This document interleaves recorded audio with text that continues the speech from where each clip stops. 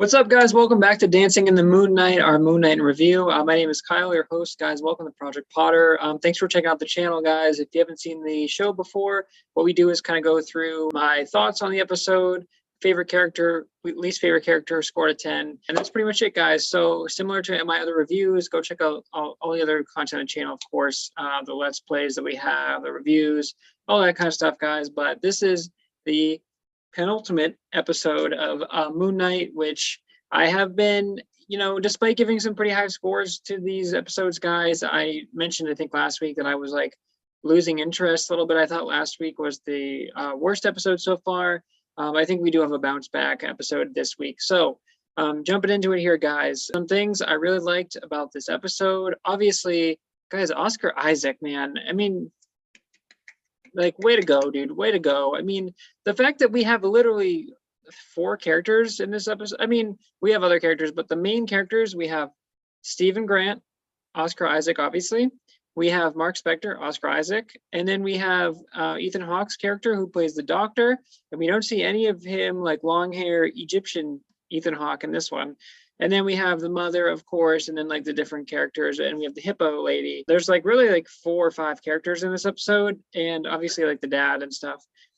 And briefly Layla. I don't even know if I think we see Layla like for a second, but for the most part, it's Oscar Isaac just carrying the show, dude. And man, it's so crazy because like Stephen and Mark feel so different despite watching the same actor, just with an accent. The personality of Stephen is so like kind and gentle and curious, and Mark is like clearly hiding things. And I love how they're like, oh, you're on this boat. I got kind of like Loki vibes there, where it's like that purplish, huge like desert that they're going on, and starting the psych ward. And I thought that was kind of weird, but Mark's like, well, we're in here because we're insane, And there's a hippo lady, and then they start walking through, and he's like, and there's gonna be doctors in here. And he opens the door, and that was a really cool reveal.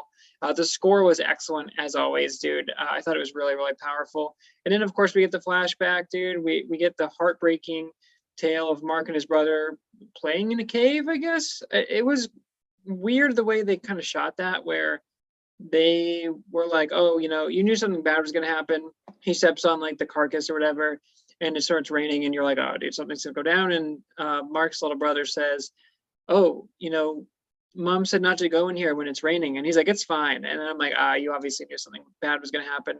I guess they were swimming under the rocks and the water rose and they couldn't get out. I don't know. It was confusing the way they were flipping back and forth.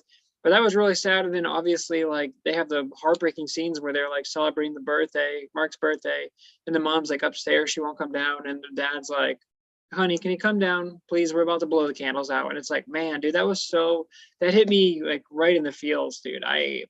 I was so surprised at how much emotion was in this episode and how much I was like genuinely like and deeply saddened by it. And I just felt everything. Oscar Isaac did such an amazing job. Obviously, they're going through, guys, and they're talking about how the hearts aren't balancing, and they're like, you have to get these hearts balanced or the scales balanced, or they're going to take your soul. She's like, there's something in there you guys are hiding. She's like, all the memories from your life are in there. She's like, go figure it out. So I like how it's kind of an excuse for them to go back and see these different parts. And some of it was like, scenes that we've seen with Khonshu switching the moon and stuff. But a lot of it was like, obviously, things that we had not seen in the show. And so I love how there were glimpses into the life of this person. And we find out that like Mark was the original and Stephen was the one made up. And Stephen's like, all this time I thought I was the original. And it's just this really, really awesome like duality between them. And again, Oscar Isaac obviously plays the same character, but they feel so different that I like forgot that it was a different actor half the time. It was really, really crazy. And I felt like it was really 2 characters struggling. And it's crazy because I thought they were bonding. And it's like that scene at the end where Stephen falls off the boat. And when he like goes and turns it into sand, and he's like, Mark, and really sad, dude. And then it's like, then for the scales to balance right after that, it's like, dude, I was like, what does that mean? And it shifts him over into the paradise of the field, and the music plays, and it cuts the credits, and you're like, wow, dude. So yeah, really impressed with this episode. There wasn't too much I disliked about it. The hippo lady was like a hit or miss for me. Like, I thought it was funny, but then like just the emotional toll that this episode took, and I was like, really, really, like when they're breaking down, dude, the scene where he is like, mom's dead, and he's like, no, my mom's alive, what are you talking about? And they're like, No, dude. And he wakes up in the patient and all the in the excuse me in the hospital or the psych ward, whatever. All the scenes with Ethan Hawke's doctor character and Steven or Mark, so good, dude. And he's like, oh, your mustache is it? And he's like, oh, look at that. He's like, you got the degree.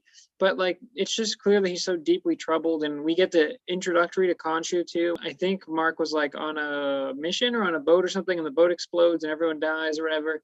But Mark is like literally clinging to life, and he's like about to shoot himself, and Khonshu is there, and that's how he becomes Moon Knight. And I thought that scene was really cool, but like the execution was a little weird. Khonshu was like almost like on the side of the camera, like, what up? Like, it was just kind of weird in the way. It wasn't like this epic moment. This part felt a little low budget. I think if this was a movie, it would have been this big, epic, like awesome scene. But this is where they felt like they ran out a little bit of the budget. But I thought the story was awesome in this one. And like I said, just heartbreaking. And just to see like the mom, grieving, and then obviously like treating them poorly and saying it's your fault. And then from Mark and Steven, I think it's Mark who turns to him and goes, it's not your fault. Or I don't know. I got confused, honestly, guys. It was either Mark or Steven, but they tell each other, like, it wasn't your fault. And it's like, man, it's so good. And just breaking down the streets. And they're like, this is when our lives started to blend together. I think it's just really awesome. And I think outside of the pilot, this is their best episode yet. All right, guys, my favorite character for this one, it's Oscar Isaac, dude. I mean, he's so impressive, dude. This is his best acting that I've ever seen him do. And I've always loved Oscar Isaac. I loved him in Star Wars, dude. But like, this is just another level for him. Like, I mean, the fact that he has to carry these scenes, and he does carry the scenes with him being two different characters, but like, they look very similar. Obviously, it's not like Mark has a beard and Steven doesn't or whatever. It's like, but the facial animations, the expressions, and the body is like so different for both. Like, Steven feels like a wildly different character than Mark, but they're still bonding and they still feel connected. And it's like, it's crazy that it's like the same person. But again, guys, very similar to Mr. Robot. I'm sure they got some inspiration from that, where like Elliot and Mr. Robot, and it's like, this is the persona you created to protect you. It's the protector. And that's what Mark was the original when he created Steven, because he wanted to, not get beat by the mom, or didn't want to, like, wanted to push out those memories. It's actually very similar to Mr. Robot the more I think about it. And I just love that stuff, dude. But Oscar Isaac is he's just a treat. And he's just like a sight to behold. He's wonderful to watch. I mean, I was so impressed with his performance in this whole series, but I think in this episode he shines, and man, I'm just blown away. Okay, guys, my least favorite character, it's the hippo lady. I thought it was just a little too goofy for the world, and the show has been pretty funny for the most part, but it's weird because it's kind of trying to balance these scales of being really serious and being really funny. And it's like the episodes where, Ethan Hawke's character is going through trying to find Ahmed's tomb, and he's like, oh, it's like very serious, and it's very like Egyptian history, and the gods are talking and all that. And then you get episodes where it's really funny and scenes where it's really funny, and you're like, well, what is it? Again, they're trying to balance the scales, pun intended. They're like, what's going on? What does the show want to be? So I think it struggles with that sometimes, but I think this hippo character is like the perfect kind of amalgamation of that, where some parts I thought she was really funny, but the voice didn't really match up with the body. Like, she was kind of goofy, and she's supposed to be like this god creature, but I think she's like god of like women and children, so she's supposed to be like kinder and nicer, but she's like leading them on the journey. But I would have liked her to do some like crazy powers or something to show that she's got god powers or something. But I don't know, just the design in general I thought was a little bit of a miss for me. And there was some funny scenes like where she's like flipping through the pages or whatever, but I just thought overall, I mean, I didn't dislike her character that much. It was just like, of the performances in this episode, they're all so good.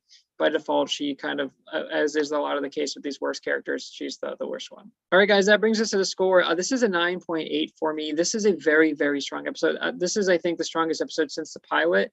And obviously this one hit on an emotional level that the pilot did not. And the pilot was a lot of cool like action, and we don't know what's going on. The mystery's there, and it's like going back and forth between Mark and Steven, and it's like, what's going on here? Now that we've kind of discovered that and dived into those characters a little bit, I really, really love the fact that we get to see Mark and Steven, who have been hiding things from each other. And, it's mostly Steven who's on the outside, but Mark's got things too that he didn't know. And it's like they need to reveal to each other the truth, which has been obviously the same person living the same life, but they've kind of tucked things away.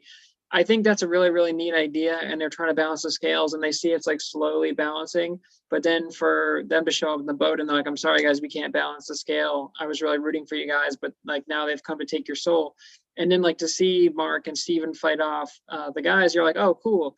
But then you know that like the scale's not balanced, so something's got to give, right? And that's when Steven goes over, and then it's like again for him to turn to sand, it's like it really, really hit me, and how Mark is just like stop the boat, and obviously like he knows, it's like he's just like delusional saying stop the boat, and it's just really, really, I think a very strong episode and one that kind of pulls me right back in. And I don't know what they're gonna do for the finale, but this did feel a little bit like Loki, where there's some like, I love how they could like switch between planes all the time, and it was a little dumbed down, but this felt like it was on a grander scale than the other episodes. So I really, really like that they kind of went away from Egypt for a little bit and went back. I love going back and forth between like Ethan Hawke's character, the doctor, trying to be like, dude, I'm trying to help you.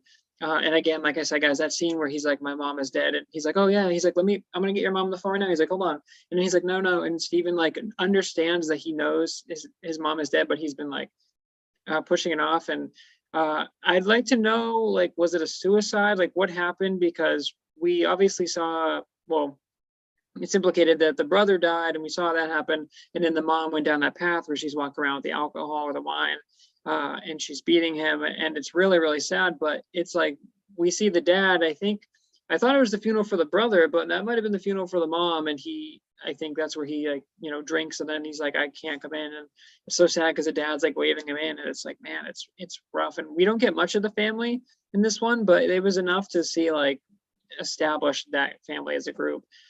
But I just would like to know, does he feel responsible for his mother's death? What happened? But I don't know if we're going to dive into that or if we're just going to leave it up to our imagination. But I think for a series that was losing me, I think this really, really is a super strong episode. And I think it brought me back in, and it's going to have this show now for me and part of the MCU shows, depending on how the ending goes, it's going way up the list compared to how it would have been if it was another mediocre average episode, for sure. All right, guys, that's another episode of Dancing in the Moon Knight. So we have the season finale, and I think the series finale next week. I don't think they're doing a season 2. I don't want them to do a season 2. Honestly, this story is self-contained enough, and I think they have struggled at times to kind of fill out these 6 episodes. So I want a nice strong finish. I'm sure we'll see Khonshu back in the flesh. I don't know if Ethan Hawke's character is good. It seems like he's the good guy. I hope we have kind of a reveal where he's been trying to help him all along, but I'm excited to see kind of how they wrap it up.